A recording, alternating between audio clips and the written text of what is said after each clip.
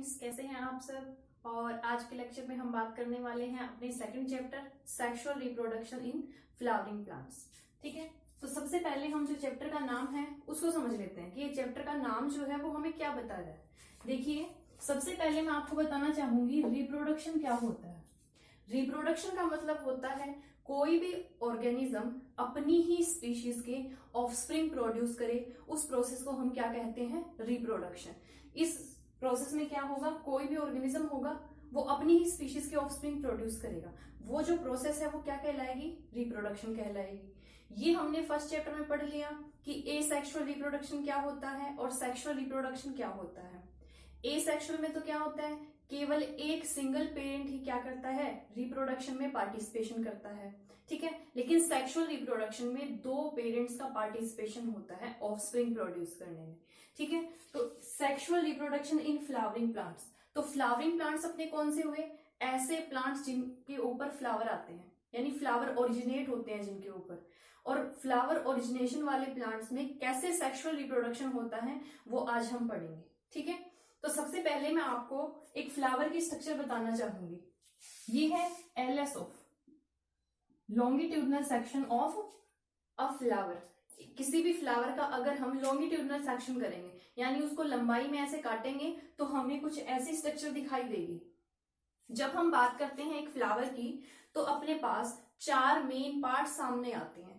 किसी भी फ्लावर के जो मेन पार्ट्स होते हैं वो चार मेन पार्ट्स होते हैं। कौन कौन से, sepals, petals, androecium and gynoecium. ये चार मेन पार्ट्स किसके हैं, फ्लावर के हैं। अगर किसी भी फ्लावर में ये चारों पार्ट प्रेजेंट है तो वो अपना फ्लावर क्या कहलाएगा, कंप्लीट फ्लावर। अगर किसी फ्लावर में ये चारों मेन पार्ट्स प्रेजेंट हैं तो ऐसे फ्लावर को हम क्या नाम देंगे, कंप्लीट फ्लावर नाम देंगे। और अगर इन चारों में से कोई एक पार्ट भी क्या है, एब्सेंट है, तो उस फ्लावर को हम क्या बोलेंगे, इनकम्प्लीट फ्लावर। Incomplete flower. ठीक है, अब मैं आपको इनके बारे में बता देती हूँ कौन सा पार्ट क्या है। देखिए, सबसे पहले है सेपल्स। तो अपना फ्लावर जब बर्ड पोजीशन पे होता है, यानी हम क्या करते हैं, प्लांट ग्रो करवाते हैं अपने घर पे, फूलों वाला पौधा ग्रो करवाते हैं, तो सबसे पहले उसकी जो शूट होती है उसके ऊपर एक बर्ड की फॉर्म आ जाती है। जब फ्लावर ओरिजिनेट होने को होता है, हमने अपने फर्स्ट चैप्टर में पढ़ा है, जब उसकी रिप्रोडक्टिव फेज शुरू होती है ना। तो रिप्रोडक्टिव फेज शुरू होने का मतलब क्या होता है, जो उसकी मेन शूट होती है ना प्लांट की, उसके ऊपर एक बड आ जाता है, यानी फ्लावर निकलने के लिए वो तैयार हो जाता है। तो बड जो होता है वो ग्रीन कलर की पत्तियों के अंदर, ग्रीन कलर की लीव्स के अंदर ऐसे छुपा रहता है। और जैसे ही फ्लावर वो मैच्योर होता है वो खिल जाता है फ्लावर, और अपनी जो रंग बिरंगी पत्तियां हैं, कलरफुल पेटल्स हैं, वो अपने सामने आती हैं। ठीक है, और वो जो ग्रीन वाली पत्तियां होती है ना बड वाली, वो क्या है, ऐसे नीचे की ओर फैल जाती है। तो वही अपने फ्लावर की ग्रीन पत्तियां जो कि बड की पोजीशन में रहती हैं स्टार्टिंग में, वही क्या है अपने पास, सेपल्स है। और सेपल्स के ग्रुप को हम क्या बोलते हैं, कैलिक्स बोलते हैं। ये हमने अपने 11th क्लास में पढ़ चुके हैं, तो इसको ज्यादा डिटेल से अब मैं नहीं बताऊंगी, आप लोग 11th में पढ़ चुके हैं। ठीक है, ग्रुप ऑफ सेपल को क्या बोलेंगे, कैलिक्स बोलेंगे। और सेपल्स कौन है, वो ग्रीन लीव्स, अपने फ्लावर के नीचे वाली ग्रीन लीव्स। दूसरा है अपने पास पेटल्स। सबसे पहले बताऊंगी ग्रुप ऑफ पेटल्स को क्या बोलते हैं, कोरोला। ठीक है, देखिए, सेपल्स को क्या बोलते हैं, कैलिक्स, पेटल्स को क्या बोलेंगे, कोरोला। ठीक, कोरोला बोलेंगे। अब अपने फ्लावर की जो रंग बिरंगी पत्तियां होती है ना, रेड, पिंक, येलो, व्हाइट, वो कौन है, पेटल्स हैं अपने फ्लावर की। ठीक है, उसके बाद है एंड्रोशियम। एंड्रोशियम है male reproductive part of a flower. क्या बताया, male reproductive part of flower. ठीक है, जो फ्लावर होता है ना अपने प्लांट का, वो एक रिप्रोडक्टिव ऑर्गन होता है। अगर आपसे कोई पूछे कि अपने प्लांट्स का रिप्रोडक्टिव ऑर्गन कौन है, तो आप क्या कहेंगे, अ फ्लावर। ठीक है, तो अपने पास जो एंड्रोशियम है वो कौन है, male reproductive organ, male reproductive part of a flower. Clear, तो इसको हम डिटेल में पढ़ेंगे कि पूरी स्टोक जो है उसके कितने पार्ट्स हैं, क्या फंक्शन होता है, कैसे इसमें मेल गैमेट की फॉर्मेशन होती है। ठीक है, उसके बाद है अपने पास गाइनोशियम। गाइनोशियम जो है वो अपने फ्लावर में फीमेल रिप्रोडक्टिव पार्ट है। ये जो गाइनोशियम है इसको हम क्या बोलेंगे, फीमेल रिप्रोडक्टिव पार्ट। ठीक है, मैंने शॉर्ट में लिखा है फीमेल रिप्रोडक्टिव पार्ट। तो ये है एक अपने फ्लावर का एलएस यानी लॉन्गिट्यूडनल सेक्शन। तो अगर हम फ्लावर का एलएस कट करके देखें तो हमें कुछ इस तरीके की स्ट्रक्चर दिखाई देगी। ठीक है, अब मैं बात करने वाली हूं मेल गैमेटोफाइट के बारे में। अब अपना जो टॉपिक है इस चैप्टर में उसका नाम है मेल गैमेटोफाइट। और मेल गैमेटोफाइट से हम क्या समझते हैं, मेल रिप्रोडक्टिव पार्ट वाला पोर्शन। ठीक है, जहां मेल गैमेट्स फॉर्म होंगे। तो मैं हेडिंग डाल देती हूं मेल गैमेटोफाइट। मेल गैमेटोफाइट में सबसे पहले मैं आपको अपने स्टेमन की स्ट्रक्चर बताऊंगी। ठीक है, ये है स्टेमन की स्ट्रक्चर। ये मैं स्टेमन की स्ट्रक्चर बना रही हूं, ये है स्टेमन। अभी मैंने फ्लावर में बनाई था ना एक स्टोक और एक इधर स्टोक, दो स्टोक बनाई थी। वो एंड्रोशियम जिसको मैंने नाम दिया था वो थी सिंगल। अगर हम इसकी बात करें, सिंगल स्टोक की बात करें तो इसको हम बोलते हैं stamen and group of stamen is known as androecium. जैसे हमने सेपल नाम दिया और मैंने बताया ग्रुप ऑफ सेपल्स को क्या बोलेंगे, कैलिक्स बोलेंगे। सेम उसी तरीके से ग्रुप ऑफ स्टेमन्स को हम क्या बोलेंगे, स्टेमन्स का पूरा अगर ग्रुप है, वर्ग है, उसको हम क्या बोलेंगे, एंड्रोशियम बोलेंगे। मेल रिप्रोडक्टिव पार्ट फॉर्म करते हैं ये। ठीक है, अब स्टेमन जो है अपने इसके पास 3 पार्ट्स हैं, anther, connective and this is filament. अपने स्टेमन के 3 पार्ट्स होते हैं, एंथर, कनेक्टिव और फिलामेंट। देखिए सबसे ऊपर वाला जो आपको ये लोब्ड स्ट्रक्चर दिखाई दे रही है, ये बाई लोब्ड है, 2 लोब्स हैं इसके अंदर, और ये बाई लोब्ड स्ट्रक्चर क्या कहलाएगी, एंथर कहलाएगी। ठीक है, अब देखिए जो दोनों लोब्स हैं एंथर की इस तरीके से एक दूसरे से जुड़ी हुई हैं। ये इनका कनेक्शन पॉइंट है, ये इधर, ये इनका कनेक्शन पॉइंट है। और इन दोनों लोब्स को जोड़ के रखने का काम कौन कर रहा है अपने पास, कनेक्टिव। कनेक्टिव कनेक्शन है ना, तो इन दोनों लोब्स को जोड़ के रखने का काम कौन कर रहा है, कनेक्टिव कर रहा है। और कनेक्टिव जो है ना वो एक टाइप का क्या है, कनेक्टिव टिश्यू है। ये एक टाइप का कनेक्टिव टिश्यू है।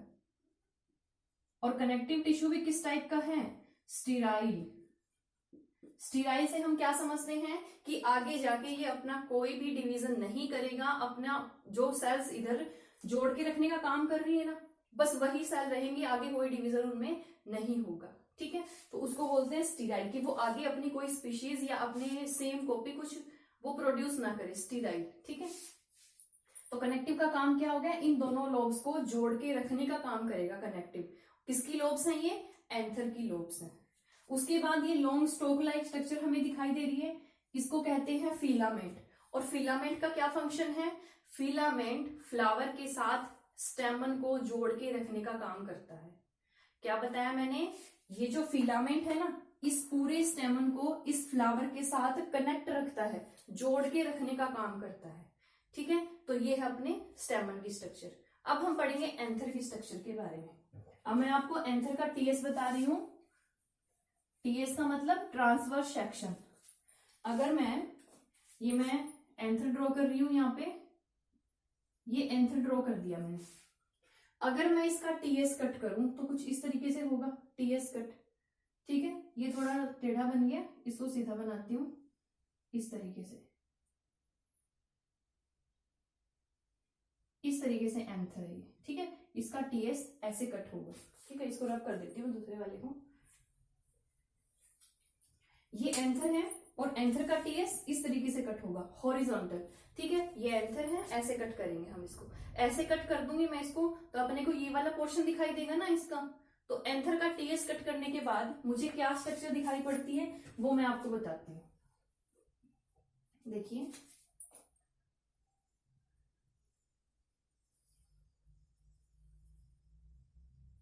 एंथर की कुछ ये स्ट्रक्चर दिखाई देगी हमें,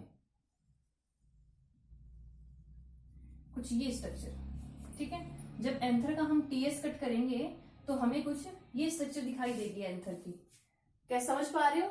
ये वाली फर्स्ट लोब है, ये वाली सेकंड लोब है। हमने क्या कहा, एंथर जो है वो बाइलोब स्ट्रक्चर है, ठीक है। दो लोब्स हैं उसके अंदर, ये पहली लोब है, ये दूसरी लोब है, और इन दोनों लोब्स को जोड़ के रखने का काम कौन कर रहा है अपने पास, इधर कनेक्टिव।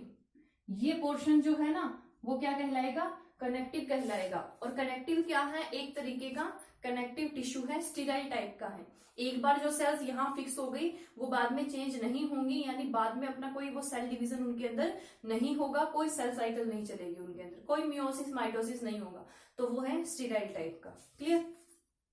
अब देखिए ये अपने पास एंथर है, एंथर के अंदर 4 माइक्रोस्पोरेंजिया प्रेजेंट होंगे। एंथर के अंदर 4 माइक्रोस्पोरेंजिया प्रेजेंट होंगे। ये जो बैग लाइक स्ट्रक्चर मैंने बनाई है इनको क्या बोलते हैं, पोलन सैक भी बोलते हैं, इनको बोलते हैं पोलन सैक भी बोलते हैं और माइक्रोस्पोरेंजिया भी बोलते हैं।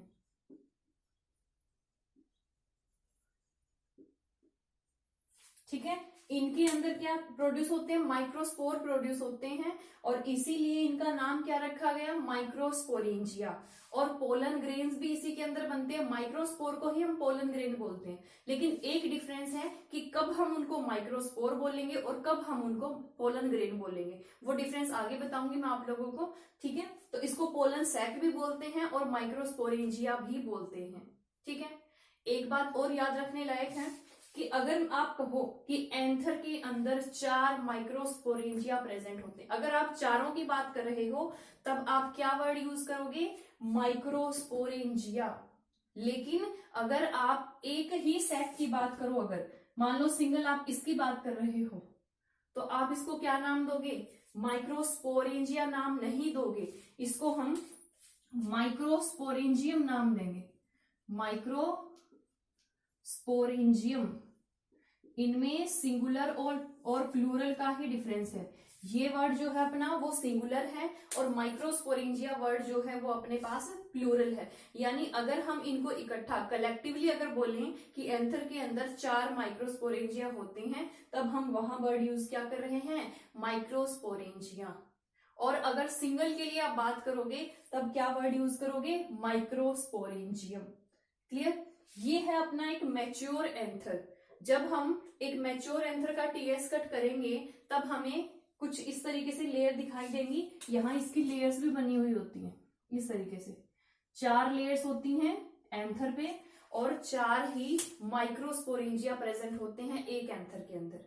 ठीक है, ये एक लोब के अंदर 2 माइक्रोस्पोरेंजिया, एक इधर लोब के अंदर 2 माइक्रोस्पोरेंजिया, टोटल कितने होंगे, 4 माइक्रोस्पोरेंजिया। क्लियर है? अब देखिए मैं आपको ये मैच्योर की स्ट्रक्चर बताई है मैंने। अब यंग के अंदर क्या होता है, यंग एंथर को अगर हम देखें टीएस कट करके तो हमें कैसा दिखाई देगा वो, ये तो मैंने मैच्योर का बताया है कि मैच्योर के अंदर हमें 4 लेयर दिखाई देंगी अपने एंथर की और 4 माइक्रोस्पोरेंजिया दिखाई देंगे, ये तो मैच्योर की बात हो गई। लेकिन अगर मैं यंग एंथर की बात करूं तो उसके अंदर क्या हमें दिखता है। ठीक है, तो ये जो स्टेप वाइज मैं प्रोसेस बताऊंगी वो आपको बिल्कुल क्लियर समझ के चलना है, रटना नहीं है। क्लियर? अब देखिए ये एंथर की स्ट्रक्चर बना रही हूं मैं ऐसे। ये मैंने यंग एंथर का टीएस कट कर लिया। तो देखो जब हम यंग एंथर को देखते हैं ना कट करके, तो उसके अंदर केवल सेल्स दिखाई देती हैं अपने को। कुछ समझ नहीं आता कौन सी सेल्स क्या कर रही है, कौन सी माइक्रोस्पोरेंजिया की है, कौन सी लेयर फॉर्म कर रही है, कुछ नहीं, पूरा सेल्स का भरा हुआ हमें दिखाई देता है। ठीक है, कैसे, इस तरीके से ये पूरा सेल्स का भरा हुआ है, यहाँ पूरी सेल्स दिखाई दे रही है, हमें कुछ भी समझ में नहीं आ रहा कि कौन सी सेल्स क्या है। तो इनको तो अभी क्लियर नाम नहीं दे सकते ना, कौन सी इसकी पेरिफेरी वाली सेल्स हैं, कौन सी माइक्रोस्पोरेंजिया बना रही है, यंग में तो कुछ समझ में नहीं आएगा अपने को। तो इन सेल्स को इन्होंने क्या नाम दिया, आर्के स्पोरियल सेल्स, आर्के स्पोरियल सेल्स। क्या हुआ, यंग एंथर में, ये यंग एंथर का टीएस है, यंग एंथर। ठीक है, यंग एंथर का टीएस कट किया हमने तो उसके अंदर केवल सेल्स थी, कोई डिफरेंशिएशन नहीं था उन सेल्स का, तो उन सेल्स को हमने क्या नाम दिया, आर्केस्पोरियल सेल्स। फिर क्या देखा, थोड़े टाइम बाद हमने देखा कि ये सेल्स जो है ना दो टाइप की सेल में डिवाइड करने लग गई, एक अलग टाइप की सेल्स बना रही थी, एक अलग टाइप की सेल्स बना रही थी, दो टाइप की सेल हमें दिखाई दी। तो इस बेस पे हमने क्या नाम दिया, उन सेल्स के डिवीजन पर नाम दिया हमने इसको। कुछ सेल्स तो क्या कर रही थी, पेरीफ्री पर मूव कर रही थी, केवल और केवल पेरीफ्री की ओर मूव कर रही थी और लेयर्स की फॉर्म कर रही थी, इधर लेयर्स की फॉर्मेशन बना रही थी। और कुछ सेल्स क्या थी, यहां जहां माइक्रोस्पोरेंजिया बनाए थे ना हमने, इधर कॉर्नर में इकट्ठी हो रखी थी। इस तरीके का स्ट्रक्चर दिखाई दिया हमें कुछ टाइम बाद। यंग में तो क्या दिखाई दिया हमें, कोई डिफरेंशिएशन नहीं था सेल्स का, तो उनको क्या नाम दिया, आर्केस्पोरियल सेल्स। कुछ टाइम बाद हमने देखा कि आर्केस्पोरियल सेल्स जो हैं वो दो टाइप से डिवाइड कर रही हैं, कुछ तो पेरिफ्री की ओर जा रही है, कुछ बीच में इधर एक कॉर्नर पे इकट्ठा हो रही है। ठीक है, तो जो पेरिफ्री वाली सेल्स है ना, ये पेरिफ्री पर है, इनको क्या नाम दिया, प्राइमरी पेराइटल सेल्स। इनको हमने क्या नाम दिया, प्राइमरी पेराइटल सेल। और जो इधर कॉर्नर पे इकट्ठा हो रही थी सेल, उनको हमने क्या नाम दिया, प्राइमरी स्पोरोजिनस सेल्स। ठीक है, हमने इन सेल्स को दो टाइप से डिवाइड कर दिया, एक प्राइमरी पेराइटल सेल जो कि पेरिफ्री की ओर मूव कर रही थी, दूसरी प्राइमरी स्पोरोजिनस सेल जो कि कहां मूव कर रही है, इधर कॉर्नर में इकट्ठा हो रही है। ठीक है, अब हम डिटेल में बात करेंगे प्राइमरी पेराइटल सेल के बारे में। ठीक है, प्राइमरी पेराइटल सेल क्या कर रही है, पेरिफ्री की फॉर्मेशन कर रही है, यानी पेरिफ्री पर उसकी लेयर्स की फॉर्मेशन कर रही है। अब एक डायग्राम के साथ साथ मैं आप लोगों को बताती चलूंगी कि कौन सी लेयर का क्या नाम है, उसका क्या फंक्शन है। ठीक है, मैं हाफ एंथर बना रही हूं, ये इस तरीके से। ठीक है, मैंने हाफ एंथर बना दिया है, सेम इस साइड वाला इधर है। ठीक है, ये एक लोब बता दिए मैंने आपको। अब देखिए, प्राइमरी पेराइटल सेल से क्या होगा, चार टाइप की लेयर फॉर्म होगी। सबसे पहले होगी एपिडर्मिस, सबसे ऊपर वाली लेयर क्या कहलाएगी, एपिडर्मिस। एपिडर्मिस आउटर जो लेयर होगी वो क्या कहलाएगी, एपिडर्मिस। और एपिडर्मिस जो होगी वो सिंगल लेयर स्ट्रक्चर होगी, उसके अंदर सिंगल सेल्स होंगी, इस तरीके से सिंगल लेयर फॉर्म होगी, बस इस तरीके से। ये सिंगल लेयर जो आउटर लेयर है वो कौन है, एपिडर्मिस। और एपिडर्मिस का फंक्शन क्या है, ये करेगी एंथर की प्रोटेक्शन। ये क्या करेगी, एंथर की प्रोटेक्शन का काम करेगी। ठीक है, एपिडर्मिस यानी आउटर लेयर, किसी की भी आउटर लेयर हो, कोई भी ऑर्गेनिज्म हो, उसकी आउटर लेयर क्या करेगी, उसकी प्रोटेक्शन करेगी। ठीक है, अब दूसरी लेयर है एंडोथीशियम। एंडोथीशियम, अब सेकंड लेयर जो है वो एपिडर्मिस के जस्ट नीचे प्रेजेंट है, जस्ट बिलो द एपिडर्मिस, और इसको हमने क्या नाम दिया, एंडोथीशियम। और ये भी सिंगल लेयर में प्रेजेंट है, ये भी सिंगल लेयर प्रेजेंट है, जस्ट बिलो द एपिडर्मिस क्या प्रेजेंट है, एंडोथीशियम लेयर। अब देखिए, एंडोथीशियम लेयर जो है उसके पास क्या होती है, स्टोमियम सेल्स होती हैं। एंडोथीशियम जो सेल अपनी लेयर है उसके पास क्या प्रेजेंट है, स्टोमियम सेल्स प्रेजेंट है। और स्टोमियम सेल्स का एक फीचर है जिसको हम कहेंगे hygroscopic in nature. Hygroscopic, hygroscopic से हम क्या समझते हैं, हाइग्रोस्कोपिक का मतलब है वाटर डेफिशिएंट, यानी पानी की कमी होना, वाटर डेफिशिएंट। यानी ये जो स्टोमियम सेल्स हैं एंडोथीशियम के पास, इनके पास ऑलरेडी यंग पोजीशन पे भी पानी की कमी है। तो सोचो जैसे जैसे मैच्योरिटी की ओर मूव कर रही हैं वैसे वैसे क्या है, सूखता भी जाता है ना। जैसे कपास की बोल होती है ना, कॉटन बोल होती है, वो क्या होती है, स्टार्टिंग में यंग पोजीशन पे होती है, जैसे जैसे वो मैच्योरिटी की ओर मूव करती है वो सूखने लग जाती है उसकी लेयर्स और सूखने के बाद क्या होगा, वो क्या है, उनमें ब्रेकडाउन आ जाएगा।